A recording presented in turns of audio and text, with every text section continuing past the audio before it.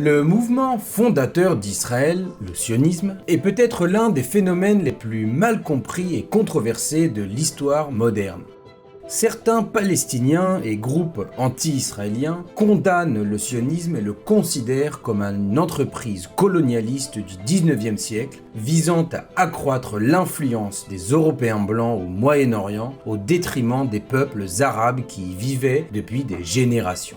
Mais pour une écrasante majorité de juifs partisans d'Israël et de toutes origines, le sionisme n'est pas et n'a jamais été considéré comme tel. C'est en réalité un mouvement qui cherchait le retour d'un peuple sur sa terre ancestrale, un refuge pour les juifs impuissants et persécutés à travers le monde. Alors, comment le sionisme s'est-il retrouvé associé à une narration colonialiste? La réponse a beaucoup à voir avec l'Empire romain. Absolutely nobody should question Palestinian indigeneity to the land of what we now call Israel-Palestine. No one should ever question Palestinian rights in Israel-Palestine, or the fact that their ancestors and their connection with the land has produced a national identity specific to the land of Israel-Palestine. Lorsque l'on parle de sionisme, quelques notions d'histoire en disent long. De nos jours, nous avons tendance à considérer le sionisme comme un mouvement moderne et laïque qui a commencé à la fin du 19e siècle. Ce qui est vrai concernant l'organisation de l'établissement politique du sionisme. Mais si l'on commence l'histoire seulement à partir de là, l'essence même de ce à quoi renvoie le sionisme est complètement effacée. Le peuple juif aspirait à sa patrie, Sion, pendant plus de 2000 ans. Depuis leur exil vers l'an 70, l'attachement à cette terre a imprégné chaque aspect de la culture juive. Le rêve de retourner chez soi est répété à 3 reprises dans les prières juives quotidiennes. C'est à la base de nombreuses lois religieuses et même le thème des prières juives de remerciement après les repas. Et les juifs se réunissent pour de nombreux repas. En parlant de nourriture, le jour le plus triste du calendrier juif est un jour de jeûne appelé Tisha B'Av, consacré au deuil de la perte du royaume juif ayant gouverné sur ces terres pendant environ 1000 ans. Prenez le temps d'y réfléchir. 1000 ans de souveraineté juive, des siècles avant même que le christianisme ou l'islam ne voient le jour. Selon la Bible, le peuple juif s'est formé à partir d'une petite famille. Abraham et Sarah, Isaac et Rebecca, Jacob, Rachel, Léa et leurs 12 fils qui formèrent une tribu de famille, puis une confédération de tribus, avant de s'établir en tant que royaume juif en l'an -1000. Des récits historiques assyriens, babyloniens, romains et grecs font aussi mention de ces tribus et de la nation juive. La souveraineté juive prit fin lorsque l'Empire romain attaqua Jérusalem, assassina 1 million de juifs et en exila ses dirigeants. Dans une tentative d'effacer tout souvenir du lien entre le peuple juif et leur terre connue sous le nom de Judée, l'empereur romain Hadrien la renomma Syrie-Palestine.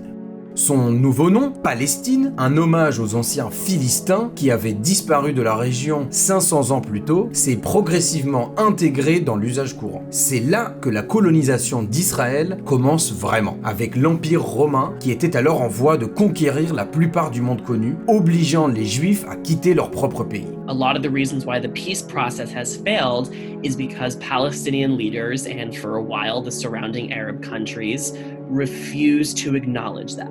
Refused to acknowledge that Jews were not foreigners, we are not invaders, we are not colonizers. We have come home. We are among you. We have a language that comes from the Middle East. We have a culture that comes from the Middle East, and our national identity comes from the Middle East, obviously, which is why we pray at the Western Wall.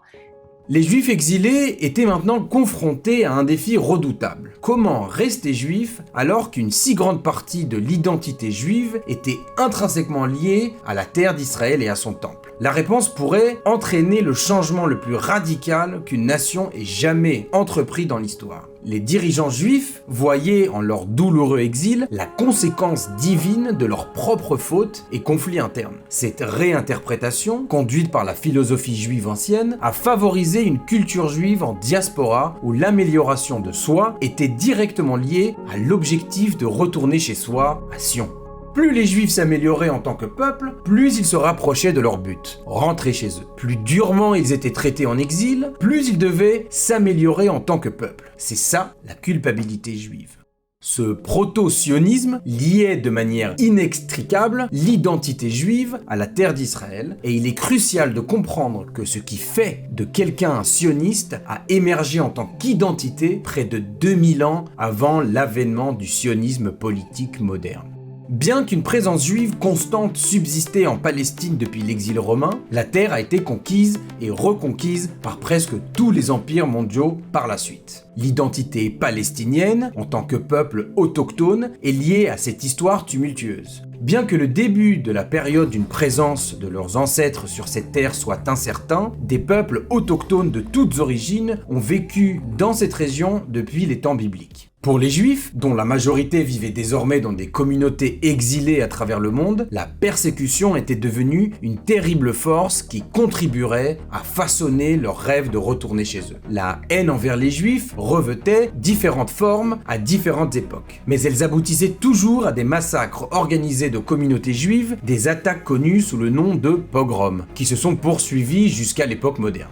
C'est dans ce contexte que le sionisme politique moderne a émergé en 1896 lorsqu'un journaliste juif austro-hongrois du nom de Theodor Herzl, ébranlé par l'antisémitisme enraciné en Europe, écrit Der Judenstaat, l'État des Juifs. Cette brochure de 60 pages a été le premier appel largement diffusé pour une solution politique à la question juive, au retour des Juifs à leur patrie historique en Palestine, en établissant un État.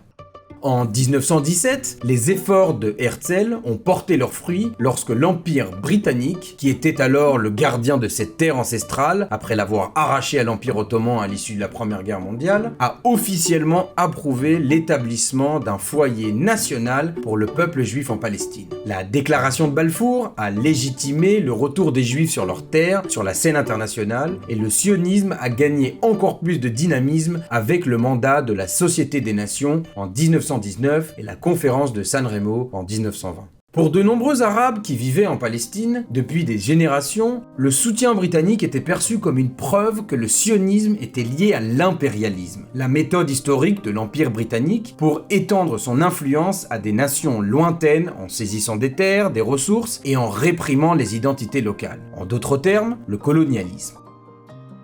When Theodor Herzl talked about colonialism, he used those words to illustrate the need of the Jewish people to immigrate and to establish a home for themselves. Nowhere in that doctrine, in that creed, does it say that the Palestinians cannot do the same thing. It just says that the Jews can. Des centaines de milliers de Juifs sont retournés en Palestine mandataire, son nom sous domination britannique, fuyant la persécution croissante en Europe afin de réaliser le rêve du sionisme de rétablir l'État juif. Se sentant politiquement vulnérables, de nombreux Palestiniens se sont tournés vers les nations arabes environnantes pour obtenir du soutien. Pendant ce temps, les Juifs ont commencé à considérer Israël comme leur seul refuge face à la montée au pouvoir d'Hitler. Dans un prochain épisode, nous verrons comment ce mélange d'aspiration et de désespoir a créé la tempête parfaite qui éclatera en un conflit ouvert lorsque les Britanniques quitteront la Palestine, laissant Juifs et Arabes résoudre le conflit croissant par eux-mêmes.